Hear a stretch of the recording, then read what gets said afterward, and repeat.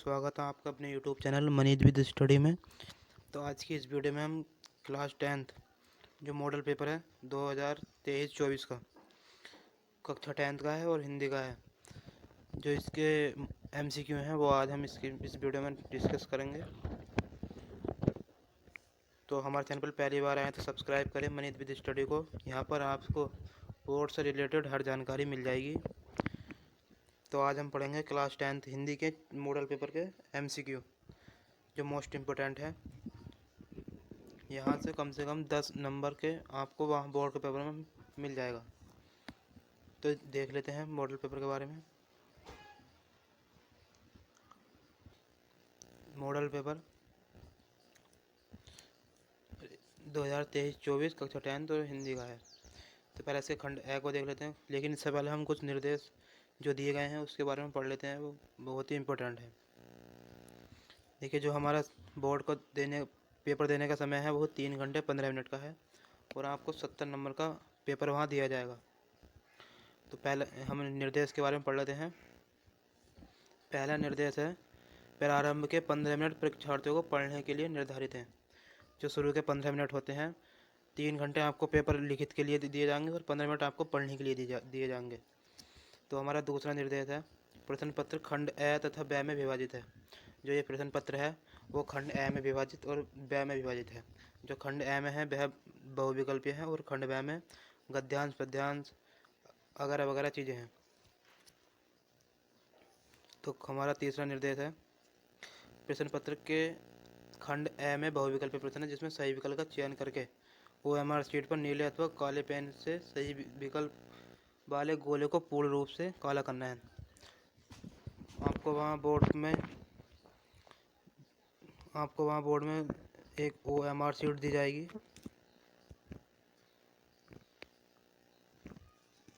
हाँ, हमारा चौथा निर्देश है,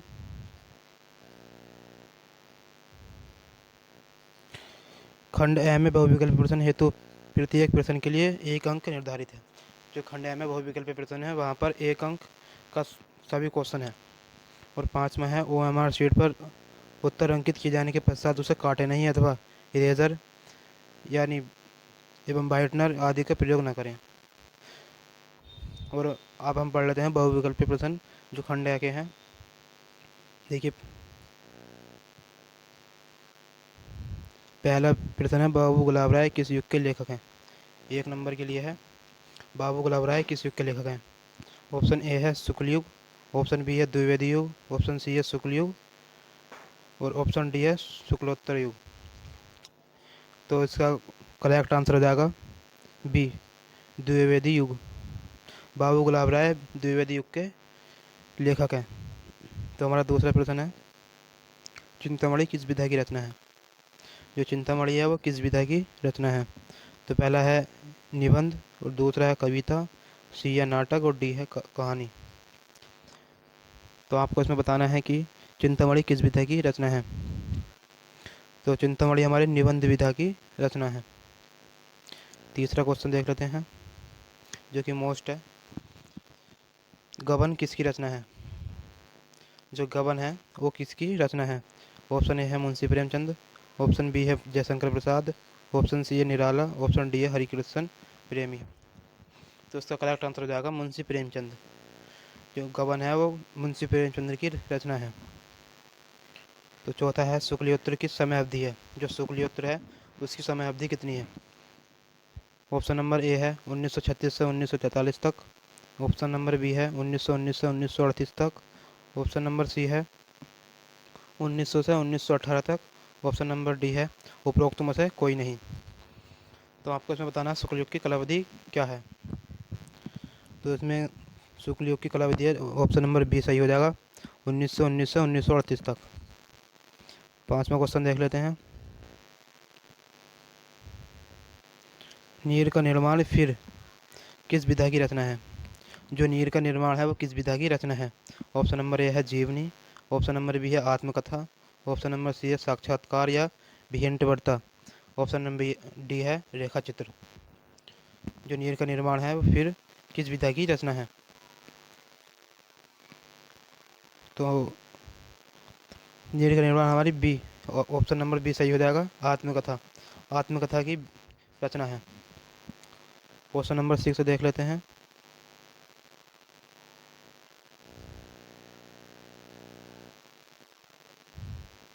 प्रियव्यास किस युग की रचना है? जो प्रियव्यास जो एक रचना है वो किस युग की रचना है? तो ऑप्शन नंबर ए है द्विवेदी युग, ऑप्शन नंबर बी है भारतीय युग, ऑप्शन नंबर सी है प्रागैतिहासिक युग, ऑप्शन नंबर डी है छायावादी युग। तो आपको इसमें बताना है कि प्रियव्यास किस युग की रचना है। जो प्रियव्यास है वो द्विवेदी युग की रचना है। तो हमारा अब हम 7वें क्वेश्चन की ओर बढ़ते हैं। जो हमारा 7वां क्वेश्चन है, मधुशाला किसकी रचना है? जो मधुशाला है बहुत ही फेमस रचना है, जो यह हरिवंश राय बच्चन के द्वारा लिखी गई है। तो आंसर तो आपको पता चल गया है कि ऑप्शन नंबर सी इसका सही हो जाएगा। तो क्वेश्चन 8 की तरफ बढ़ते हैं। जो हमारा क्वेश्चन 8 है, भारतीय किसकी रचना है? जो भारत भारती है वो किसकी रचना है? तो ऑप्शन नंबर ए है Siyaram Sharan Gupt, option number B है मैथिली शरण गुप्त,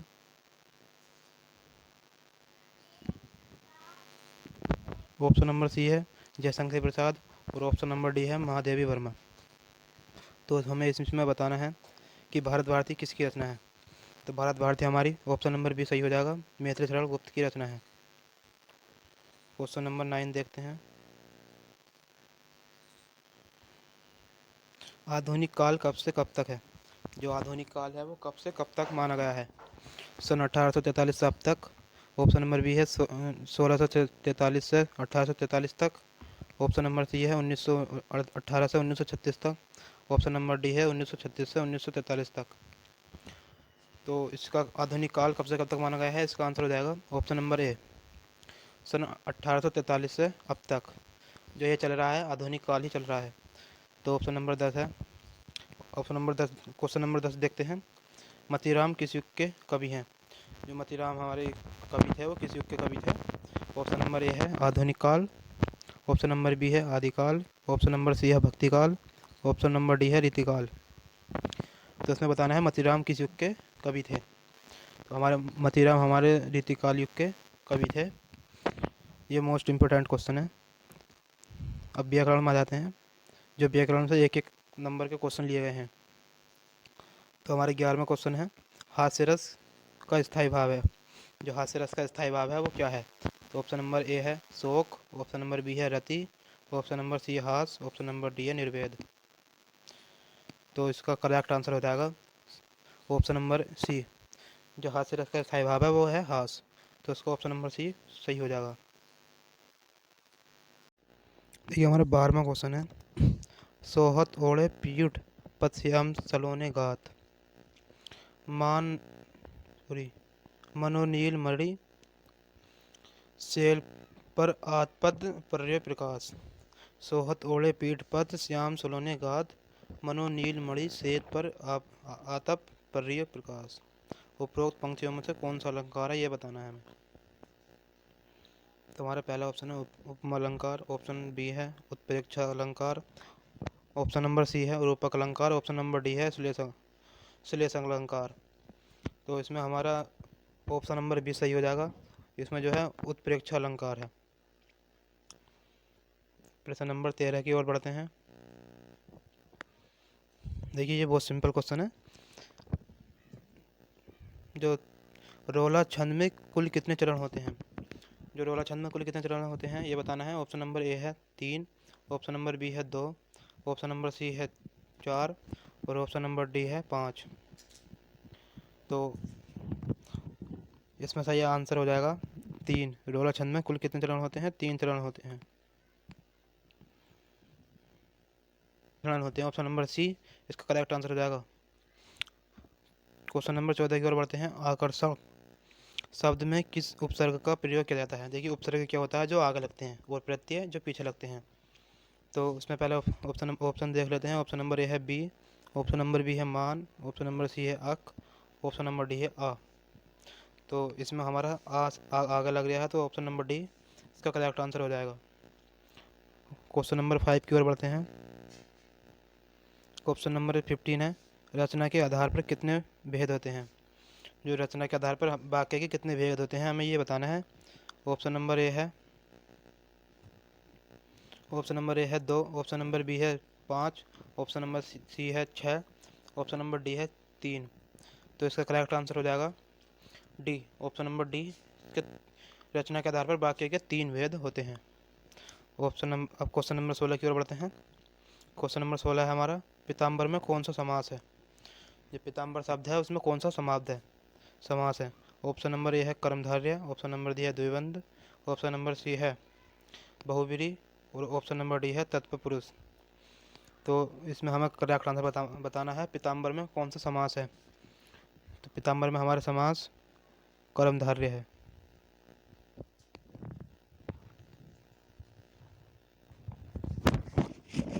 क्वेश्चन नंबर 17 की तरफ बढ़ते हैं।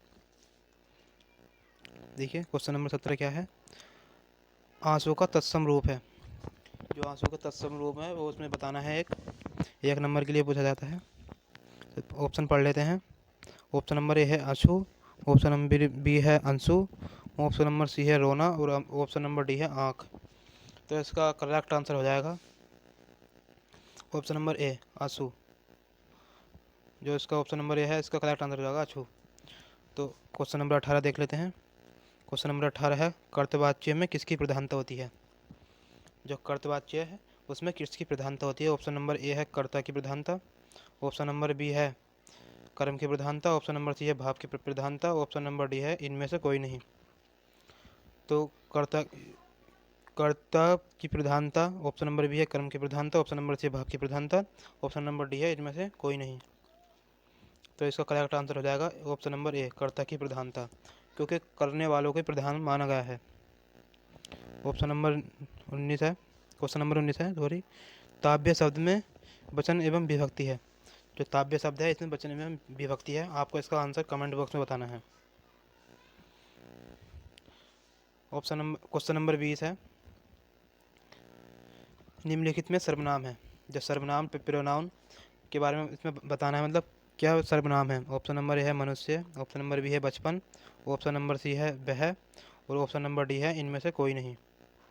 तो इसका करेक्ट आंसर हो जाएगा ऑप्शन नंबर सी वह। जो वह एक सर्वनाम है। तो ये तो क्लास 10 के महत्वपूर्ण बहुविकल्पीय प्रश्न जो बोर्ड परीक्षा में आते ही आते हैं। वीडियो कैसी लगी कमेंट करके बताना। वीडियो देखने के लिए धन्यवाद। हमारे चैनल पर पहली बार आए तो सब्सक्राइब करें मनीष विद स्टडी को। आपको यहाँ बोर्ड से रिलेटेड हर जानकारी मिल जाएगी।